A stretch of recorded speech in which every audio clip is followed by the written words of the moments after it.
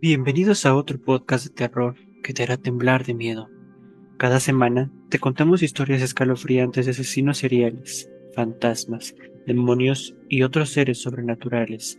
Así que, si te gusta el terror, entonces ese es el podcast para ti. Yo soy Javier Ornelas y esto es Extraños sucesos.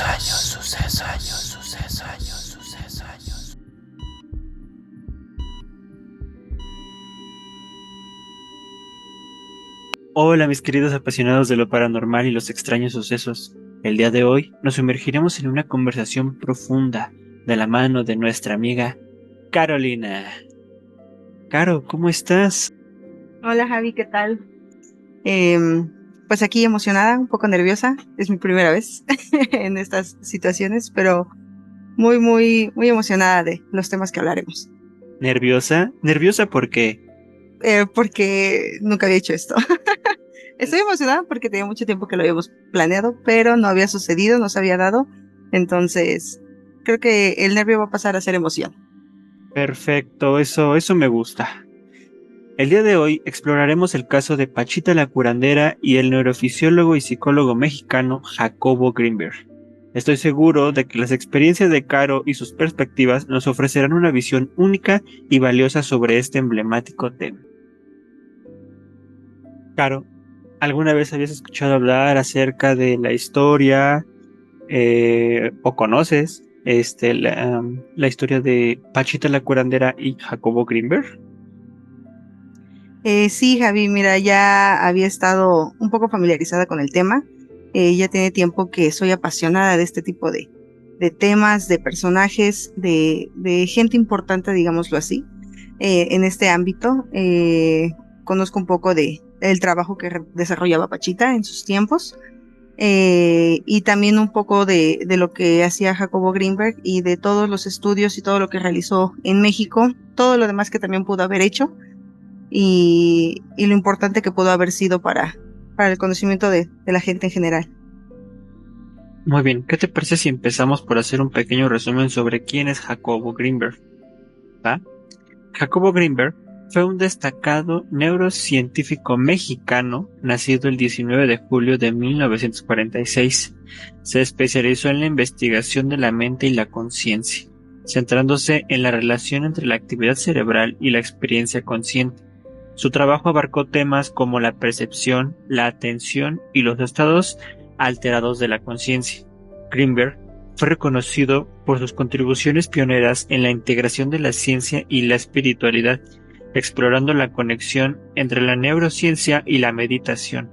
Su enfoque se extendió a la comprensión científica de la espiritualidad, marcando una influencia en la exploración de la mente y la conciencia desde una perspectiva multidisciplinaria. Ok, de hecho esos estudios que él realizó a mí siempre me parecieron muy impresionantes. El nivel en el que él desarrolló todo su conocimiento, familiarizando ya sí, uniendo a algo científico con algo tal vez espiritual. Aquí en México creo que creemos demasiado en demasiadas cosas, llamándose además de religiones, cultos, y él llevó esa unión a otro nivel. No solo se enfocó en lo científico, en los hechos, sino también se dejó llevar por un creo que podría ser esto, creo que podría ser el otro, y desarrollarlo de una manera más comprensible o más científica, tal vez. Sí, digamos que fue como una apuesta muy, ¿cómo se les dice? Una apuesta muy difícil, muy Muy alta. experimental, ¿no? Fue una apuesta muy experimental, porque pues, como lo dices, o sea, relacionar la ciencia con la meditación, con la conciencia, con algo que no es totalmente tangible, o que muy pocas personas creen que es real, Uh-huh. pues sí, es muy controversial viniendo de un científico. O sea, siento que pudo haber perdido muchísima credibilidad tan solo por decir, por citar esas palabras de voy a hacer que la ciencia tenga algo que ver con la espiritualidad, con el chamanismo, con la brujería, como algunos piensan que tal vez es todo esto, ¿no? Exactamente. Él unió esas dos ramas de la creencia humana, digámoslo así, y la llevó a un buen lugar, la verdad. Él se enfocó muchísimo en que viéramos que nuestra realidad es cuestión de percepción, en que esa espiritualidad o eso que a lo mejor creemos que no, pues sí que no existe, no es algo que tengamos que ver para creerlo, pero que tiene resultados en nuestra realidad y tal vez en algunas otras realidades, en algunos otros universos, no lo sé, pero, pero todo pasa de cierta forma porque necesita pasar de cierta forma. Exacto. Digamos que Greenberg nos dio la posibilidad de abrir una puerta a un mundo totalmente diferente al que conocemos y nos dio la posibilidad de experimentar más allá de lo que conocemos. Y bueno, pues a inicios de la década de los 90, un suceso poco común conmocionó a la ciudad y a la comunidad académica. El reconocido científico Jacobo Greenberg desapareció de una forma misteriosa y sin dejar rastro alguno de su paradero, lo que proporcionó a que múltiples teorías comenzaran a surgir. Y es que antes de desaparecer, el reconocido científico mexicano había guiado sus más grandes investigaciones al trabajo de Pachita, que se desempeñaba como una chamana, pues aseguraban que la mujer era capaz de realizar cirugías psíquicas. Parte de estas teorías, amigo Javi, también, por ejemplo, fueron que, ya sabes, tanto muy conspiranoicas, podemos hablar a lo mejor de que se lo había llevado la CIA, para a lo mejor todos esos conocimientos que él tenía y todo lo que él ya había desarrollado, sí era real, sí era algo que podía funcionar y que tenía un fin. Y sabemos que de aquel lado todo es para un bien, no común, sino un bien propio. Entonces, una de esas teorías muy, muy, muy sonadas era que lo habían desaparecido, no precisamente porque ya no estuviera en este mundo, sino que pues lo habían recluido para usar sus conocimientos en lo que a ellos les concierne. También había escuchado que literalmente había sido como un triángulo amoroso, que lo había desaparecido la esposa, pero después también desapareció la esposa. Entonces, miles de dudas surgieron ahí. Y también la que personalmente quiero creer es que él alcanzó esa punta del iceberg de todo lo que él sabía y cambió de plano, cambió su realidad, logró llegar a donde quiso llegar y dejó este plano, digámoslo así, y pudo desarrollar lo que tanto investigó por años y años. De hecho, una de las teorías que me comentabas de que de la CIA lo desapareció, se dice que la mujer, su esposa, trabajaba en la CIA y que en diferentes momentos del transcurso de la vida, personas los habían visto en las calles de Estados Unidos rodeados de militares, como si estuvieran, no como si los estuvieran intentando guardar, sino como si los estuvieran protegiendo de los demás, si los estuvieran cuidando, supuestamente es lo que dicen. También lo que yo quisiera creer mucho es lo que comentabas, que logró trascender, porque en una de las partes de su libro, por ahí si lo quieren leer está muy bueno, se llama Pachita la curandera, por Jacobo Greenberg. Y en una de las partes de su libro menciona que hubo un momento en el que Pachita, el cuerpo de Pachita le habló de un futuro en donde él iba a encontrar lo que él estaba buscando, que iba a encontrar, ¿cómo se le puede decir? Ese logro de divinidad, se podría decir. Sí, como la cúspide de todos sus estudios, de todo su trabajo. Exacto. Y bueno, teniendo en cuenta eso, puede que sí está muy fuerte. Mucha gente se va por ese lado de que no fue que lo desaparecieron, no fue que lo desuscribieron de la de la vida. Fue más que nada que encontró la manera. Él era fiel creyente de que los humanos podemos ser capaces de modificar la realidad, de entrar y salir, y el hecho de que se uniera tanto a Pachita es porque para él eso era lo que ella hacía, entrar y salir de la realidad o mover, digámoslo así, esa realidad que nosotros percibíamos o que la veíamos, y ella podía moverla, ella podía entrar, salir, crear, moldearla, exactamente. Es lo que nos intenta hablar de la Latice, ¿no? Creo que como él lo mencionaba en sus libros. Así es. Para él es como, la latiz es una matriz de información, es como una estructura que contiene todas las dimensiones, espacios y tiempos existentes. Entonces es como decir que todo lo probable puede ser posible, dependiendo de tu realidad, de cómo tú entras o sales de ella o cómo la modificas. Cómo la percibes. Cómo la percibes, exactamente. Muy bien, una vez teniendo en cuenta esto de Jacobo Grinberg, pasemos a saber quién es Pachita la curandera. Se dice que esta mujer podía realizar cirugías psíquicas con ayuda de Tlatoani Mexica Cuauhtémoc, por lo que en su teoría sintérgica de Jacobo Grinberg buscaba aplicar el método científico al chamanismo. Que eso otra vez nuevamente repitamos, es una apuesta muy muy muy grande el hecho de meter la ciencia con el chamanismo, con algo que realmente no es 100% confirmado de que existe. O sea, ¿cuántas veces hemos escuchado de que no, que el brujo esto, que el brujo al otro, que el chamán, que hacen esto, que las limpias, y realmente no es algo que al 100% esté verificado que funciona, o sea, científicamente. Y esto es lo que quería hacer Jacobo, hacer que ese tipo de cosas tuvieran una explicación científica. Y todo esto era para poder comprobar una nueva concepción de cómo funciona el universo. Desafortunadamente, pues Jacobo Grinberg desapareció antes de poder comprobar su teoría. Sin embargo, dejó para la posteridad la historia de Bárbara Guerrero, plasmada en múltiples artículos y libros que revelan parte de la cultura y creencias de las y los mexicanos.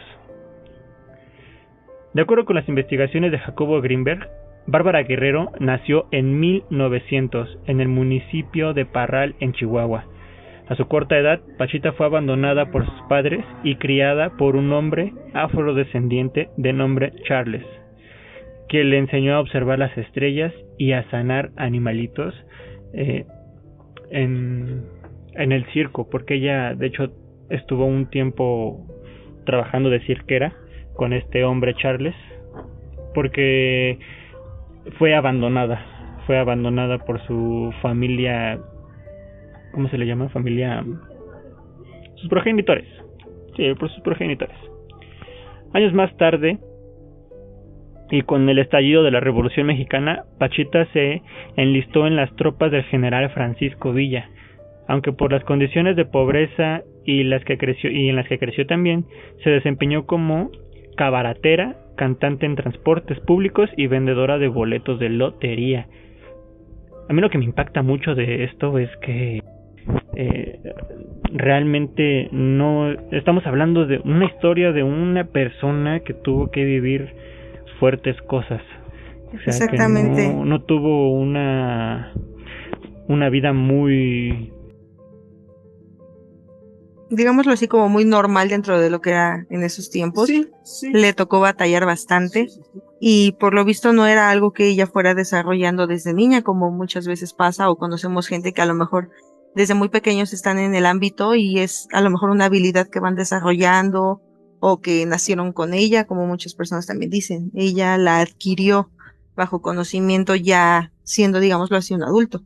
Sí, de hecho es lo que más me sorprende, o sea, que tuvo esa habilidad para poder llevar a algo más lo que su tutor le enseñó, lo que le mostró. No fue sino hasta los 70s que la fama de Pachita comenzó a consolidarse en la Ciudad de México, pues la poderosa chamana se dedicó a atender a todo tipo de paciente, sin importar clase social, en la ahora llamada Casa de las Brujas, que está ubicada en la colonia Roma. De hecho, Caro, no sé si tú conozcas esa casa. Nunca he ido, pero sí he visto fotos y me parece que simplemente con ver fotos sientes vibras. Bueno, yo soy mucho de ese creencia y siento que a lo mejor ir a un lugar de ese estilo podría moverme muchas vibras en mi ser. De hecho, esa casa de las brujas en la Roma es muy conocida más que nada por Pachita y por lo que su nombre lo dice, ¿no? Casa de las brujas, porque se decía que antes ahí vivían brujas. Pero vamos a dejar este tema para otro podcast porque se merece un podcast entero este tema de Casa de las Brujas. Bueno, ahí en la que actualmente es la Casa de las Brujas en la colonia Roma, Bárbara Guerrero realizaba cirugías misteriosas que consistían en abrir a sus pacientes con un cuchillo de monte para extraer órganos dañados y colocar un nuevo materializado a través de un portento. ¿Sabes? Me saca mucho de onda esto de que agarraba un cuchillo de monte, que abría a los pacientes, que sacaba órganos, que el órgano dañado, no sé, por ejemplo, tenías cáncer, algo así, sacaba el mal y materializaba así en su mano, con solo alzarla, materializaba un órgano nuevo y tal cual a tu medida, nada más Solo embonaba y ya. Embonaba, cerraba y listo. Eso me saca mucho de onda. Sí, literal, hay fotos de los trabajos que ella realizaba. Obviamente son fotos en blanco y negro, pero, o sea, notas los detalles del tipo de cuchillo. O sea, estaba hasta oxidado. Sí. O sea, era un cuchillo viejo, así, de lo más insalubre del mundo. De lo más turbio. Sí, y no me imagino, si de por sí el contarlo te hace cuestionarte demasiadas cosas, no me imagino el presenciarlo o el verlo. Sin ponernos en detalles de si creías o no que eso pasaba realmente, pero el ver algo de ese tipo, me imagino que sí te pone a cuestionarte demasiadas cosas. Actualmente se debería de cuestionar, porque quieras o no, pasó. Sí. O sea, pasó y mucha gente dice que fue real, mucha gente dice que no fue real, pero pasó, mucha gente se curó, mucha gente logró seguir su vida adelante gracias a Pachita, y es algo que a mí personalmente me hubiese gustado vivir, me hubiese gustado ver. Sí, la verdad sí, o sea, yo tengo como muy presente como que estas tres partes que fueron como las más sonadas, estas tres personas que estuvieron con ella tan cerca, como lo fue Jacobo Greenberg, como lo fue Alejandro Jodorowsky y como lo fue un francés, Maurice, no recuerdo el apellido claramente, no sé francés, pero siento que estas tres personas como de renombre estuvieron ahí, lo vivieron, lo presenciaron, y cada quien bajo su propia perspectiva y sus propios conocimientos desarrollaron el qué era lo que estaba pasando ahí. Sí, de hecho, ya que hablabas acerca de, digámoslo así, celebridades, por así decirlo, corríjanme si me equivoco, pero también estuvo ahí la famosísima Candelaria, que no tengo así medio borroso el recuerdo del libro, que lo dijo Jacobo Greenberg en su libro de Pachita, que era la esposa de uno de los presidentes de México. Que esta personita fue sometida a cirugía por Pachita, que la curó, y a partir de ese momento esta señora empezó a ser seguidora fiel de Pachita y le ayudaba con sus operaciones. Pero fue una esposa de un expresidente. Ok, sí, yo sí sabía que ya estaba a esos niveles, precisamente porque algo así sabía de que había entrado en ese mundo por alguien familiar a un expresidente. Claramente no era algo que se podía platicar o no era algo que se pudiera presumir, porque claramente un presidente no iba a decir que basaba sus decisiones de la nación en una chamana. Claramente que eso nunca iba a suceder, pero se dio, y gracias a ellos conoció a Jacobo Greenberg, porque se conocieron de hecho en Los Pinos. Sí, que es algo muy, muy, muy loquísimo, Porque ahorita que mencionas eso de que los políticos y el chamanismo, es algo muy, muy, muy concurrido el tema de involucrar política, de involucrar personas con altos mandos, Ujú. e incluso personas que no se dedican a cosas tan buenas, Ajá, a dirigirse mucho con ese tipo de personalidades, ¿no? Con sí. personas chamanas, con brujas, con esto, con el otro. Está muy cañón que pues ese tipo de personas sí crean en esto, ¿vale? Digámoslo de este modo, que Ujú. crean, porque pues se dice y no se dice que van, que hacen, que rituales, que Sí, esto, que cuánta el otro. gente, sí, sí, sí, sí, sí, vas a lo mejor ya están en un nivel de poder o de peligro constante que necesitan, pues finalmente humanos, necesitamos sentirnos protegidos por algo más. Necesitamos sentir esa, porque eso es a lo que van. Para eso, yo creo que si tú platicas con algún chamán o con algún brujo, o no sé, por ejemplo, los que son adoradores a la Santa Muerte, todo esto, casi siempre los trabajos que piden son protecciones. O sea, toda esa gente, los buenos muy buenos o los malos muy malos, lo que piden son protecciones. De hecho, La gente no va para pedir casi favores. La gente ya está muy arriba. La que ya está muy arriba ya no pide favores, pide protección. Los que a lo mejor estamos más abajo, vamos a pedir favores, porque es lo que necesitamos. La gente va y pide lo que necesita. Y yo creo que en esos ámbitos ya lo que necesitan es sentir esa seguridad de que algo más los cuida, porque muchas veces saben que un guardaespaldas y unas balas no los van a salvar de ciertas situaciones o de ciertas personas que ellos saben que no lo están haciendo bien. y es que tienes mucha razón, tienes mucha razón. La mayoría de las personas a las que te vas a dirigir, que sean, digámoslo de esta manera, brujos respetables, chamanes que saben que lo que hacen, siento que 100% lo que dices van a confirmar que la gente de la alta alcurnia, por así de llamarlos, piden eso. Protección. Sí, es lo único que necesitan, sentirse de cierta forma seguros, con algo más grande que ellos, algo más fuerte que ellos, ¿no? Llámame también incluso mentiroso, pero ya desviándonos un poquito de ese tema. Pero si no estoy mal, se dice que incluso el mismísimo John Lennon vino desde los Estados Unidos, bueno, desde Londres, de Inglaterra, a visitar a Pachita. ¿Por qué? No sabemos, no se sabe, pero se dice que venía. Sí, yo también sé que muchas personalidades venían de diferentes partes del mundo, que ella sí fue un tema internacional. Y en su momento creo yo que muy pocas personas sabían realmente de ella, en su momento. En su momento siento que era como un teléfono descompuesto, que solamente ciertas personas específicas que sabían de ella o así, y a lo mejor de esa forma se fue creando eso de que sí existe o sí lo hace, sí es real, y fue llegando y fue llegando y fue llegando gente. Y ya los que eran como, pues de aquí, digámoslo aquí, mexicanos y todo esto, que era gente más humilde, era porque pues, ella trataba a todos por igual. O sea, a ella no le importaba que trajeras fajos de billetes porque realmente ella no cobraba un servicio, porque para ella no era un negocio.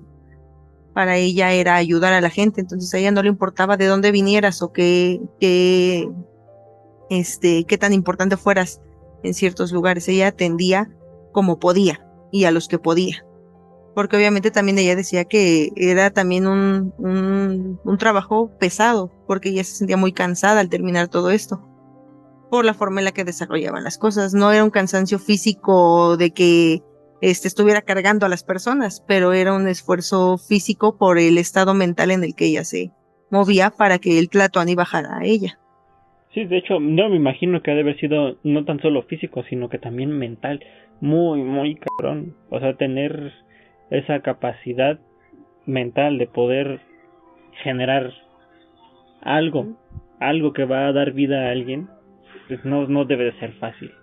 Exacto. Lo que sí decían que ella decía que no era ella quien lo hacía. Aparte de que obviamente ella decía que Cuauhtémoc era quien operaba a través de ella, también todo esto, o sea, el crear los órganos, el desechar lo malo, el curar, era la capacidad de él en su cuerpo, pero que ella no lo hacía. Ella no lo hacía, porque también dicen, no recuerdo si fue Jacobo Grinberg o fue Jodorowsky, que decían que cuando ella ya estaba en ese trance, hablaba con una voz de hombre, con una voz grave, ya no era su voz. Entonces, realmente ella siempre dijo eso, que ella no hacía las cosas, solo prestaba su cuerpo para que el Tlatoani trabajara, que él hiciera todo. Ahorita que mencionas eso de Cuauhtémoc, que era el que realmente operaba desde el cuerpo de Pachita,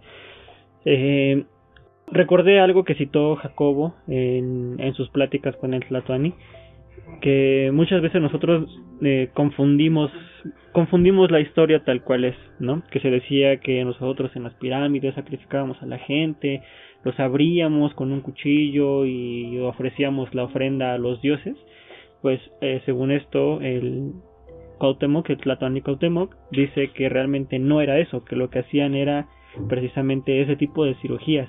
Ajá. Que él hacía las cirugías en esos tiempos y que nosotros lo confundíamos con sacrificios, pero que realmente lo que hacían ahí era operar a la gente para darles una mejor vida. Exactamente, me gusta esa idea, porque realmente sabemos 100% que después de la conquista pues todo se tergiversó por los españoles y por la idea de cambiar la mentalidad de la gente, el decir que todo lo que hacíamos aquí estaba mal, todo lo que la cultura como tal que estaba aquí era algo malo, éramos malos, digámoslo así, para poder ellos desarrollarle un miedo a las personas y poder manipularlos de cierta forma. Entonces, muy probablemente sí, o sea, pudo haber sido de esa forma. Ellos hacían cirugías, estaban en otro nivel de conocimientos de conciencia, y para los españoles el llegar y ver algo así que jamás en su vida se podrían haber imaginado que podría existir, ha de haber sido como algo abominable, algo increíble de ver. Y para ellos, en su lógica y en su poco conocimiento de las cosas, para ellos eso era una masacre, eso era como que éramos unos locos sádicos. Como mal visto. Exactamente, porque no les llegaba el entendimiento, no era suficiente su entendimiento como para entender lo que realmente se hacía ahí. Y como siempre lo he visto en muchas teorías, la historia está basada en lo que creemos, pero no hay hechos como tal. Todo lo que hacen los antropólogos, los arqueólogos, es basándose en cosas pequeñas que va dejando la historia, vamos dejando rastros y desarrollan todas las teorías y todos los conocimientos que tenemos ahorita en pequeñas pistas, y se va armando, pero realmente no hay alguien que nos pueda venir y decir, yo viví en la conquista y te sé decir que pasó así, así, así. Pues claramente no. Entonces, como eso nunca va a suceder, hasta ahora, queremos creer que hasta ahora no va a venir alguien del pasado a contarnos realmente cómo eran las cosas. Todo puede ser posible, cada quien cree en lo que quiere creer, pero sí estoy muy segura de eso, de que no toda la historia que nos han contado o que sabemos hasta ahora es 100% tal cual. No pudo haber sido siempre así. Pues mira, yo me quiero quedar con lo que Jacobo Greenberg citó en su libro. Yo me quiero quedar con la idea de que Cuauhtémoc Tlatoani dijo que realmente lo que hacían no eran sacrificios, que eran las cirugías. Eran cirugías. Quiero pensar que fue eso. Me quiero quedar con eso, con esa idea. Y no sé, realmente como tú lo dices, o sea, sí, siempre todo va a cambiar, depende de quién cuente la historia. Así es. Entonces va a haber siempre una víctima y un victimario. Y un victimario, ¿no? Entonces, pues realmente deja mucho que pensar. Todo esto deja mucho que pensar.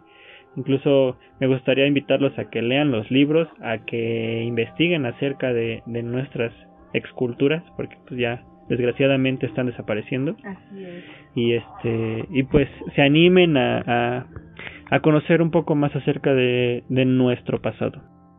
Así es, nunca es tarde, y además nunca terminamos de aprender. Siempre son cosas nuevas, siempre sale algo más.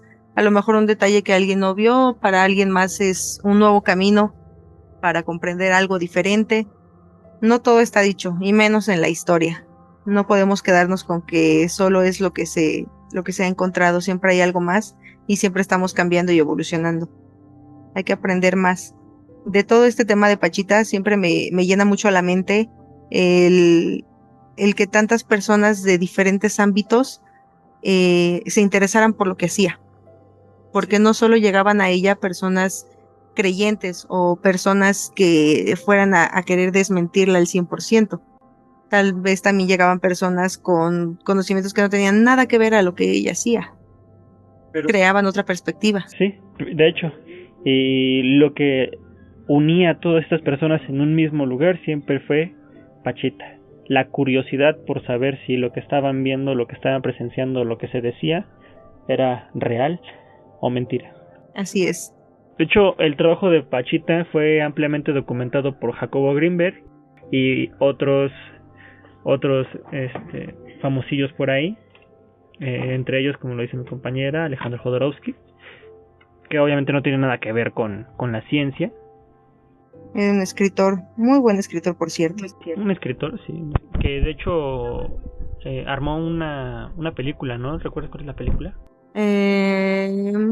Habíamos hablado que era el topo, ¿no? El topo, creo ¿Sí? que fue el topo, si no mal. Sin embargo, fuentes extraoficiales han mencionado que el científico mexicano tuvo que romper relaciones con Pachita para evitar que se hiciera pública la relación que la curandera mantenía con la familia del presidente Luis Echeverría. Bárbara Guerrero falleció años antes de la desaparición de Jacobo Greenberg, el 29 de abril de 1979 en la Ciudad de México. Pachita vivió siempre con lo indispensable y lo justo. Ella jamás cobró, jamás pidió donaciones, jamás cobró por las cirugías que ella realizaba. Y estamos hablando de que hacía cirugías de todo tipo. O sea, podía curarte la próstata, podía quitarte un cáncer, podía hacerte quitarte un pedazo de cerebro y colocarte uno nuevo que vinculara perfectamente bien con la otra parte de tu cerebro. O sea, era algo muy, muy difícil de creer. Y sobre todo lo que más me impresiona es que a pesar de que hacía el corte con el cuchillo en el cuerpo, al cerrar la herida, no dejaba cicatriz. Así es, ella solamente con los materiales que pedía cuando llegaban a las cirugías era con lo que hacía la curación al momento y daba sus especificaciones como cualquier doctor, un cuidado postoperatorio y siempre basado en la creencia de cada persona. Si el paciente y su familia eran creyentes de la herbolaria, ella recetaba tés, recetaba a lo mejor ungüentos, cosas que tuvieran que ver con lo que ellos creían para que esa creencia hiciera posible la sanación.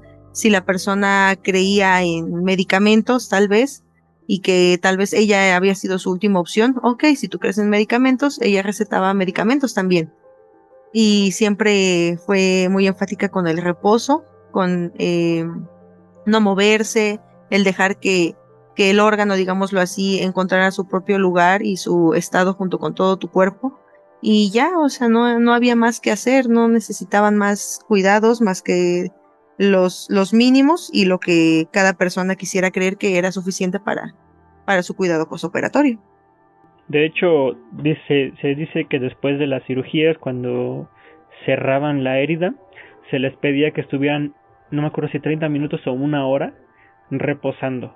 Y que si ellos no hacían caso a estas indicaciones, fallecían. Ok, sí sabía que los tenía hasta como en un cuarto oscuro, porque de hecho también hasta donde hacía las cirugías no había luz directa, porque ella decía que la luz dañaba los órganos. Entonces todo lo hacían en una luz tenue y cuando terminaba la cirugía, a donde pasaban a los pacientes, por así decirlo, también era casi a oscuras, que esto era como muy, muy, muy importante. De hecho, la luz que utilizaban no era luz artificial, no eran focos, sino eran velas. Eran velas. Para que fuera luz indirecta. De hecho, acabo de recordar, una de las personalidades que fueron a ver a Pachita fue un psicólogo estadounidense que se llama Stanley Krippner, si lo estoy diciendo bien, creo. Si no, corríjanme. El antropólogo médico Alberto Villolodo y el investigador paranormal español Salvador Freixedo. Ese es uno de los que más o menos me acabo de recordar que también trabajaron ahí con el tema de investigación de Pachita. Así es, como te digo, fue un tema tan grande ella que personas de cualquier conocimiento, de cualquier estudio o carrera o lo que fuera que desarrollaran, estaban interesados en ver lo que realmente ella hacía. Sí, y como te digo, cada quien lo tomaba desde su propia perspectiva. Por ejemplo, yo de lo que leí que escribió Jodorowsky, para él no era tal una chamana, él le llamó una bruja. De hecho, sí, le llamó una bruja. Bueno, desde sus conocimientos, ¿no? Exactamente, es como te digo, cada quien al conocerla o al ver lo que hacía, desarrolló su propia tesis sobre cómo lo hacía, basándose en en lo que ellos creían o en lo que ellos conocían de las cosas. Por ejemplo, como te digo, para él era una bruja y era como que todo era parte de un acto, ¿no? De un acto hacia a las personas que lo veían. Y por ejemplo, para Maurice, el francés, él desarrolló que todo era un placebo, que todo lo que hacía, no como no explicaba él detenidamente una cosa con otra, pero sí mencionaba que para él todo esto era un placebo. Ella convencía ella lo que tenía, el poder que ella tenía era de convencer a las personas de que con lo que ella estaba haciendo se iban a curar, que ese era como el don de ella, más bien el del poder del convencimiento y que todo era un placebo. Eso fue lo que, por ejemplo, manejó Maurice. Y para Jodorowsky eran casi como que pases mágicos y cosas de brujería lo que ella hacía cuando él estuvo ahí también mucho tiempo a un lado de ella viendo las cosas, completamente impresionado, pero tratando de encontrar la lógica. Y Jacobo Greenberg no quiso encontrar una lógica para él, basado en todo lo que él ya sabía de las realidades, de las cosas más científicas. Para él ya no era encontrar un por qué, sino un cómo. Y creo que por eso nos apasiona, creo, un poco más a ti y a mí, el lado de lo que él desarrolló, más que cualquier otra persona, porque él lo basa en cómo, o sea, él quería saber cómo estaba pasando las cosas, nunca puso en duda lo que hacía, solo era el cómo sucedían las cosas. De hecho, ¿no? O sea, respetaba el hecho de que pudiese o no pudiese existir, pero intentaba buscar una lógica y una forma de recrear eso desde el poder de tu mente. Sí, la realidad en la que estamos, y tú, es como el experimento, que no recuerdo el nombre, que está a la fecha, no es es un experimento real y que no se ha podido entender para ningún científico, lo de los átomos por la rendija. Si tú los observas, cambian de dirección, digámoslo así. Y es algo que no se entiende. Bueno, no han tenido razón científica como tal. El hecho de que el verlo o no verlo cambie los resultados. Realmente no tienen como una lógica, y tampoco tienen un estudio así completamente desarrollado de cómo es que sucede ese fenómeno, pero te hace completamente sentido, por lo menos a mí me lo hace, con respecto a la realidad, y es que es así, porque todo lo que vemos está basado en esto, en lo que crea nuestro cerebro como realidad, pero si no lo observamos, no está ahí. Se supondría que así sería. También escuché mucho de eso, en el aspecto de que las cosas o lo que tú ves, lo que percibes, es eso, está basado en tus sentidos y tu cerebro lo crea para ti, pero realmente nada está ahí. O también el hecho del tacto, es una sensación, porque es algo que tu cerebro está desarrollando para que encuentres una lógica, ¿no? Como para darle un sentido a la situación, pero realmente los átomos nunca se tocan. Exacto. Entonces, no estás tocando nada, nunca realmente tocas nada, solo son sensaciones. Entonces, todo lo desarrolla tu cerebro, crea tu realidad tu cerebro. Entonces, este experimento es eso, el decirte que si tú lo ves, ahí está. Si no lo ves, puede seguir estando o puede no estar. O sea, no lo tienen desarrollado, no lo tienen comprobado con nada, porque todas las veces que desarrollaron el experimento fueron los mismos resultados. Si no lo veían era de una forma, si lo veían era de otra. Y el observar dentro del método científico no es solo el verlo con los ojos de una persona. El observar el resultado de un experimento es a lo mejor poner cámaras, y todo eso. No tiene que haber una persona ahí viéndolo, pero se observa el resultado. Entonces, eso es lo que hacía que cambiara. ¿Por qué? Porque una vez que pasaban los átomos por la rendija, del otro lado había una placa. Entonces, veían la diferencia de los resultados en la forma en la que pegaban los átomos a esa placa. Si pasaban por las rendijas o se esparcían alrededor, digámoslo así, de la placa que tenían las rendijas. Exacto, porque si está la rendija y pasas algo por la rendija, obviamente cuando choca con la pared va a tener la forma de la rendija, así es. Y cuando no lo observaban, no lo hacía. Entonces, sí, no tiene digámoslo así, un resultado científico que avale este experimento, pero para los que a lo mejor somos apasionados de creer que todo esto es creado, no hecho, entonces tiene todo el sentido del mundo. Lo que observas es lo que hay y lo que no observas probablemente no esté. De hecho, te digo, yo me veo muy curioso en ese aspecto y me gusta creer que todo eso que no tiene explicación alguna es más real de lo que creemos. Digo, yo ahorita tal vez no estoy viendo, no sé, la Torre Eiffel, ¿no? Pero hay alguien más que la está viendo y eso lo vuelve de cierta manera real para nosotros que no estamos percibiendo ese entorno. Uh-huh. Que no estamos ahí para observarlo, y es también parte del conocimiento o de todo esto de la colmena, que también es un estudio realizado. Cuando muchas personas creen en lo mismo, se vuelve algo real, digámoslo así. Entonces, el hecho no es platicarlo de persona a persona, sino que es una creencia popular y son conocimientos adquiridos a nivel mundial. Entonces, como tal, todos vamos desarrollando ese conocimiento y lo vamos, digámoslo así, lo vamos enseñando o lo vamos dejando para las siguientes generaciones, y son conocimientos adquiridos que ya se vuelven un hecho para las siguientes generaciones. Sí. Te voy a poner un ejemplo muy claro y espero no salirme mucho del tema, pero en las redes sociales salió mucho esto de una imagen llamada Momo, no sé si la llegaste a ver. Sí. Para nosotros fue una imagen, algo inventado, algo X.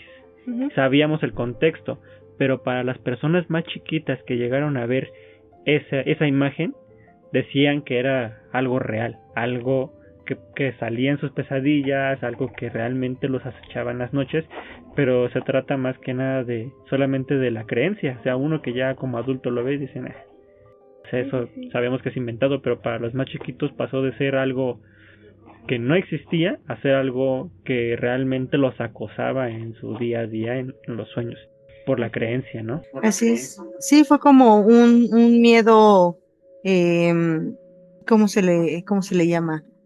Un miedo de varias personas, ¿colectivo? O sea, todos colectivo, perdón, sí se me fue la palabra. Sí, o sea, se creó ese miedo colectivo porque ellos ya no tuvieron el contexto, ¿no? Sí. O sea, nosotros ya después, obviamente, ya como adulto, pues tú investigas, checas y tú dices, ok, es que realmente solo era la foto de una escultura. Sí. De un artista que desarrolló muchas piezas de ese estilo, así como muy gore, y se volvió una creepypasta para a lo mejor generaciones más pequeñas, y de cierta forma se volvió, como tú dices, en un miedo colectivo que lo tuvieron y lo volvieron algo real para ellos. Entonces ya fueron tantas personas diciendo lo mismo que se volvió algo real para muchas otras.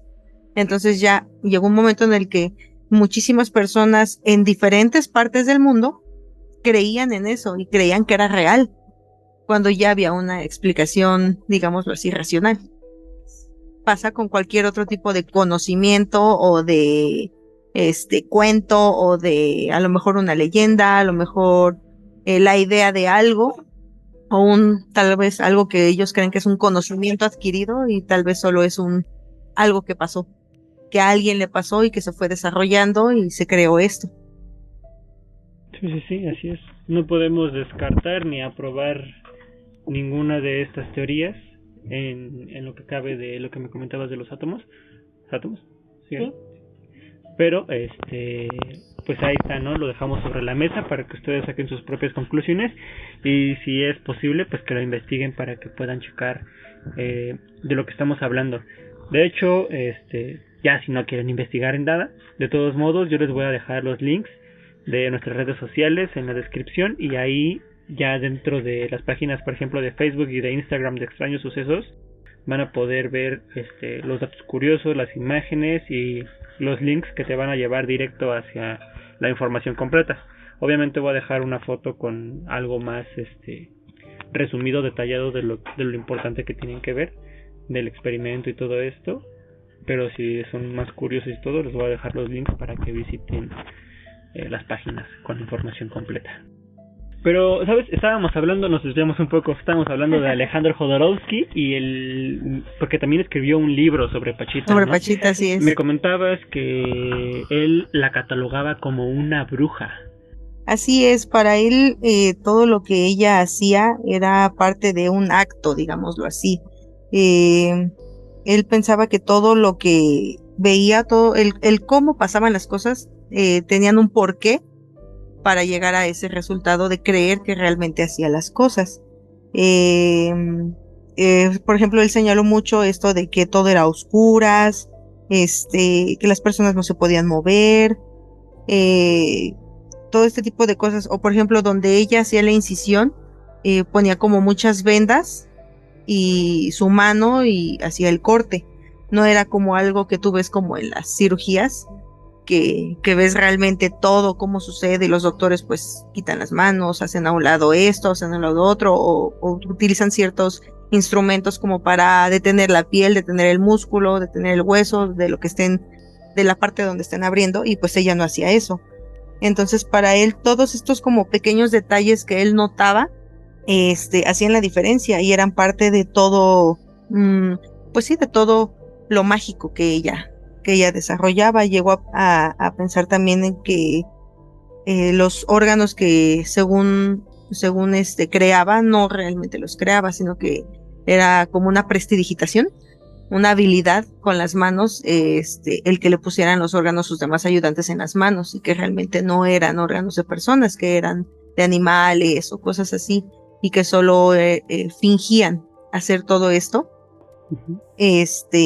Entonces para él siempre fue eso, que ella tenía todo esto como armado, digámoslo así. Pero muy bien armado, Demasiado como para que tanta gente creyera y fuera 100% convencida de que las cosas sucedían. Para la fecha en la que estaban, con las posibilidades que tenían y toda esta onda, se me hace muy, muy, muy increíble que hayan pensado de esa manera, que todo era una obra de teatro montada perfectamente. Si digamos que dándole la veracidad a Jodorowsky, en dado caso de que fuese así, uh-huh, pues era muy buena entonces en lo que estaba haciendo, Exactamente. Y pues te decía de Maurice también, de cierta forma también creía, pues sí, en parte eso, ¿no? De que todo esto no era algo real. Él jamás lo vio como algo real. Tampoco lo pudo comprobar, o sea, a lo mejor, te comento, muchos desarrollaban sus teorías basados en sus propios conocimientos, pero que alguien pudiera desmentirla al 100%, que yo sepa, no sucedió. Ni el mismo Greenberg. O sea, nadie pudo decir, no, yo la caché haciendo esto, o yo vi esto, y estando ellos ahí. O sea, aun cuando, por ejemplo, lo de Jodorowsky o Maurice, que lo dudaron 100% y que le encontraban otro sentido a lo que hacía, pero realmente no tenían pruebas de que fuera o no fuera real. Incluso Jodorowsky fue uno de los pacientes de Pachita, no sé si sabías de eso. No llegué a ese punto. Cuéntamelo. No recuerdo bien si estaba mal del hígado, del riñón. Creo que era del hígado. Pero fue paciente de Pachita. Según él, relata en su libro que le cortaron la carne con tijeras y que sintió, pero no dolió. Que sintió cómo cortaban la carne, cómo metían la mano, cómo sacaban el hígado y metían uno nuevo. lo cuenta él, ¿no? O sea, que sintió todo eso, que muchas personas han dicho, nada, pero cómo va a sentir, qué es lo que se siente, que le corten la carne con las tijeras si nunca lo han hecho. Bueno, debe de ser una sensación muy realista la que sintió, que realmente supo cómo describir la sensación, digo, porque no creo que sea muy sencillo describir que esa sensación que te están cortando la piel con tijeras, ¿sabes? O sea, me vuela la cabeza. Entonces el mismo Jodorowsky fue operado por Pachita del hígado, y resulta que después de su operación no volvió a tener ningún problema, malestar con el hígado.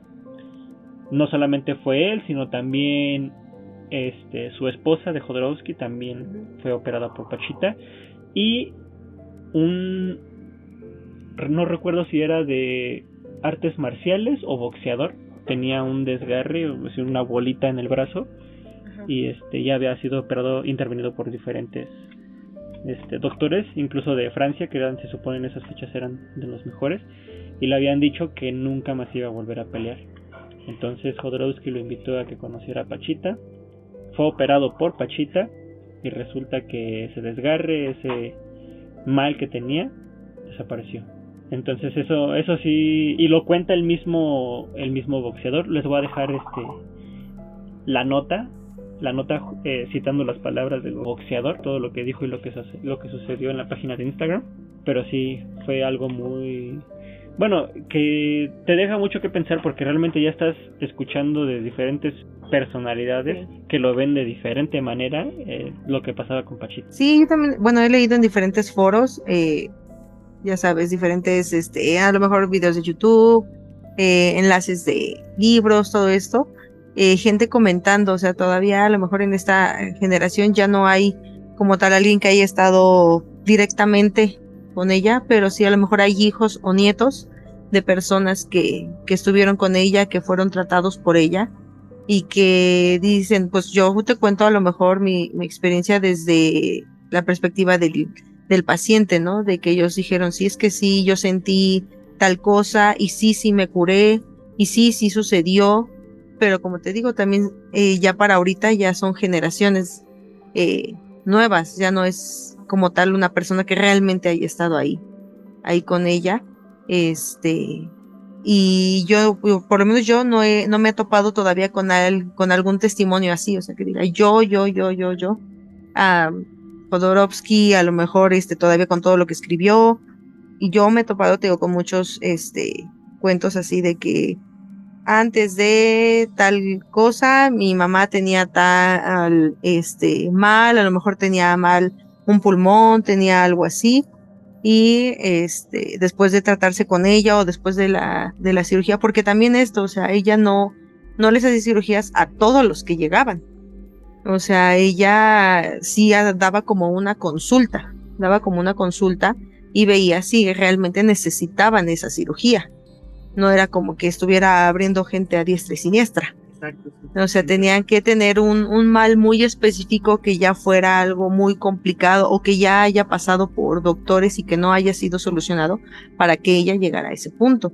Sí, eso sí, también qué bueno que lo dejas en claro, porque si no era nada más llegar y abrir, sino que ya había consultas.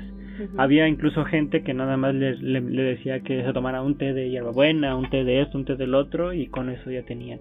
Exactamente.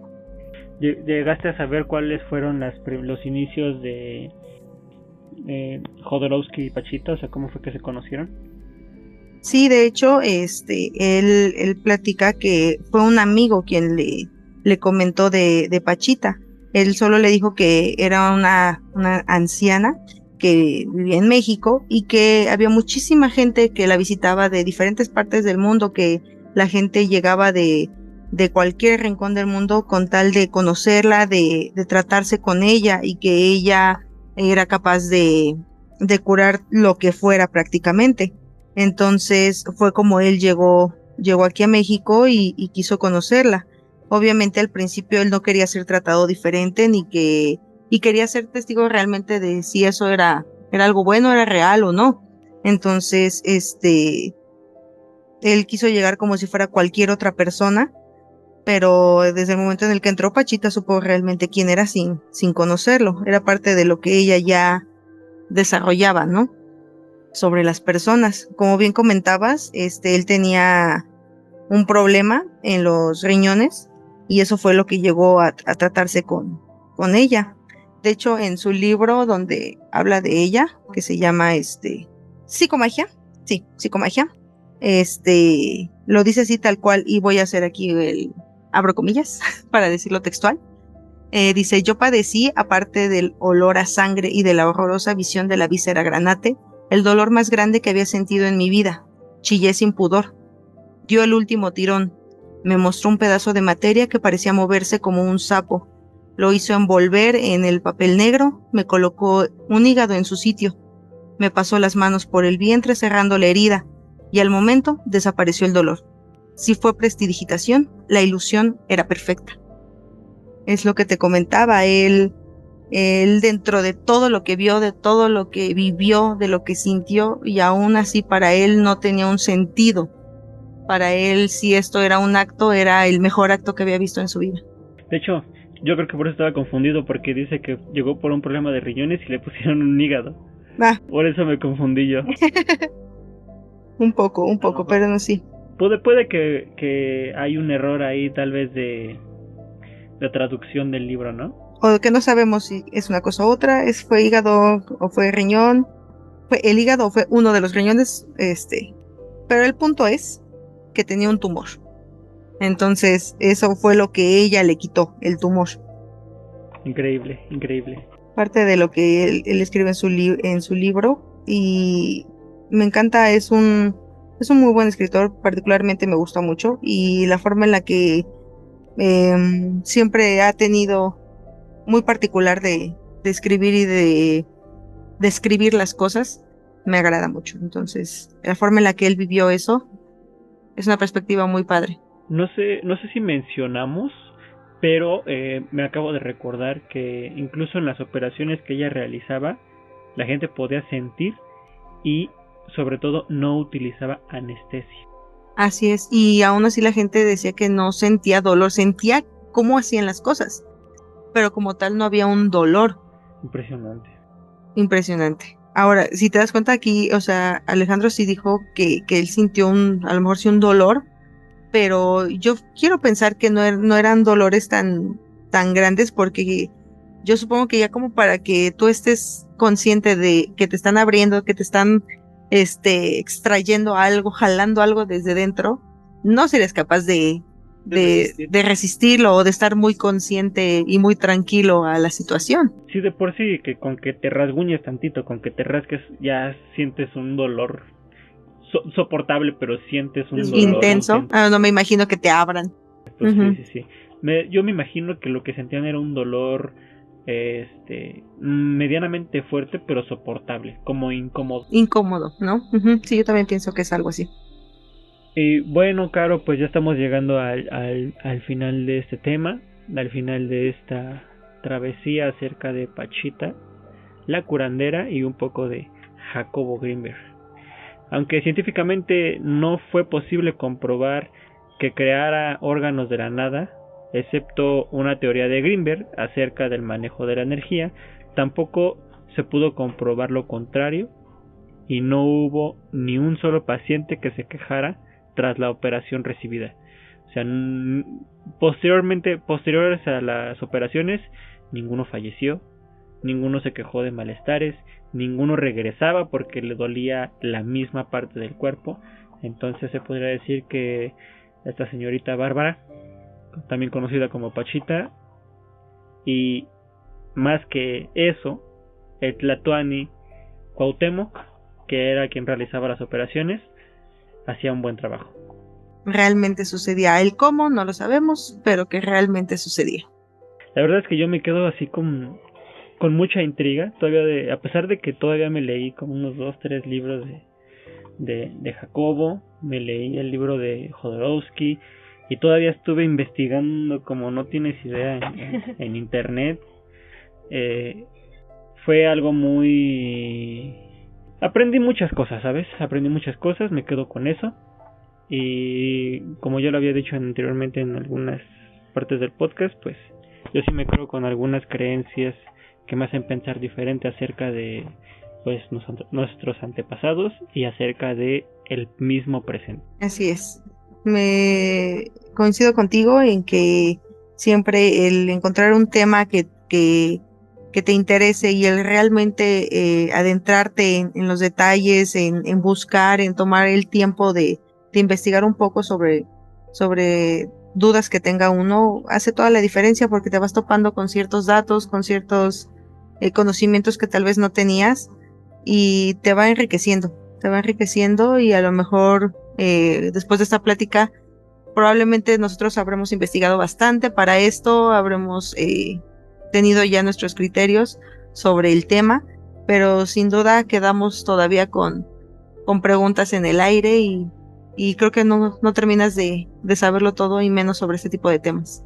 Yo espero que en un futuro esas preguntas se puedan responder. Realmente sí espero. Tengo fe en la humanidad en que esas preguntas se van a responder y vamos a poder trascender, no en algo tal vez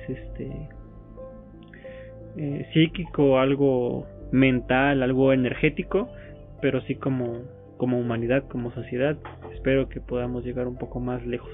Tal vez no estamos aquí para verlo, amigo, pero esperemos que sí. Tiene que haber un punto máximo en esta evolución. Y bueno, ya para finalizar, Caro, mi querida Caro, ¿te gustaría compartirnos alguna red social que tengas? Pues tengo Instagram y tengo Facebook, @Carolina Don Juan en Instagram, y Facebook también estoy como Carolina Don Juan. Así me encuentran. No tengo como un tema en específico de que suba en las redes, simplemente soy yo, mi día a día, algunas fotitos, X. Pero cualquier duda, platicar de este tipo de temas, sí se me da y me agrada. Entonces, si tienen datos que compartirme, enlaces que mandarme, adelante. Sí, yo recomiendo mucho que, bueno, ya ella lo dijo, cositas así que le compartan. La verdad es que es una persona con la que puedes tener una conversación de hasta 3 horas. 3 horas de la misma plática y siempre hay algo nuevo que aprender de ella. Sí, síganla. Muchas gracias. Sí, me gusta mucho su forma de hablar y de expresarse. Ahí me pueden encontrar como Patoyac91 en TikTok, Extraños Sucesos en Facebook, Extraños Sucesos en Instagram y Extraños Sucesos en YouTube. Ya estamos empezando a subir videos. Gracias por sintonizarnos, siempre quise decir eso, gracias por sintonizarnos en este es su podcast favorito. Extraños Sucesos.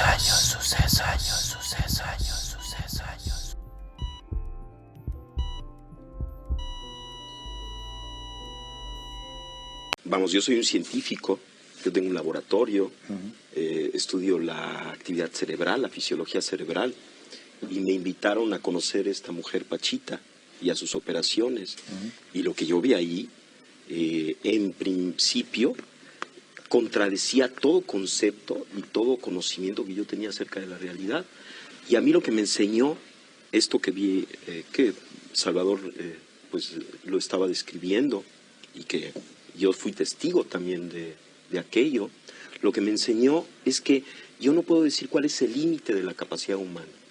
A partir de esa experiencia yo no me atrevo a decir el ser humano no puede hacer esto, el cerebro tiene tal límite en su potencialidad, sino que parecería que estamos dentro de un continuo extensísimo y no conocemos cuáles son los extremos de este continuo.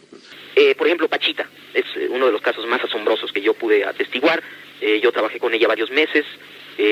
Pachita tenía un paciente a verla, por ejemplo, alguien que tenía un problema pulmonar, y entonces si ella decidía, de alguna manera podía percibir directamente lo que le sucedía al paciente y lo que el paciente requería para mejorar. Si el paciente necesitaba, ella hacía una operación en donde extraía los pulmones enfermos e injertaba pulmones sanos. Ahora, esto es inconcebible. Vamos, la cirugía actual ya empieza a hacer este tipo de operaciones, pero la forma en la que Pachita hacía estas operaciones era con prácticamente las manos vacías. El único instrumento que utilizaba era un cuchillo de monte, muy burdo, muy grande, y además las operaciones eran realizadas en minutos. Era casi instantáneo, ¿no? Lo que se hacía. Me asombraba cada vez más de la inexistencia de pasos intermedios. Esto es, Pachita sacaba el pulmón enfermo, injertaba el otro pulmón y listo. De alguna manera todo quedaba arreglado, como si no hubiera necesidad de una serie de procesos que normalmente uno supone que deben de ocurrir para la interconexión de los órganos injertados. Y al preguntarle al Pachita qué pasaba, cómo es que hacía este portento, ella decía que el proceso simplemente ocurría así. No solamente operaciones de pulmón, sino de corazón, de cerebro, cosas verdaderamente extraordinarias, siempre tenían esta característica en donde parecería que Pachita estaba localizada como ser sentiente, como ser sensible, en un nivel de la realidad en donde lo que ella deseaba ocurría. Yo he tratado de explicar esto en muchas formas y la verdad es que no he tenido mucho éxito, y lo último que he pensado, que le voy a platicar, es lo que más se acerca, de acuerdo con mis ideas, a un posible entendimiento de lo que sucedía. Decía antes que el cerebro, al interactuar con este campo informacional preespacial, como resultante final, crea la realidad perceptual. Ahora, lo que yo he pensado es que esta realidad que se crea, que es el producto final de un proceso cerebral, una vez creada, tiene una existencia real. Esto es, lo que estamos viendo, los colores, las formas, existen en el nivel en este nivel que estoy mencionando. O sea, son al mismo tiempo un producto final de un procesamiento, pero ya que está esto, tienen existencia real. Pero existen como conciencia. No existen como materia, sino existen como conciencia. De acuerdo con esta idea, Pachita estaba localizada en esta conciencia directamente, ya en la creación. Ya no había proceso. Y las leyes de esta conciencia, que llamamos mundo, que llamamos objetos, que en realidad es pura conciencia, de alguna manera ya las manejaba. Y en este nivel no hay pasos intermedios, puesto que todo es conciencia, puesto que aún los objetos que percibimos son, esta resultante final, son parte de la conciencia. Entonces, si uno está totalmente localizado ahí, si uno no tiene ninguna duda acerca de que la realidad es ese nivel, entonces uno simplemente funciona en ese nivel con las leyes de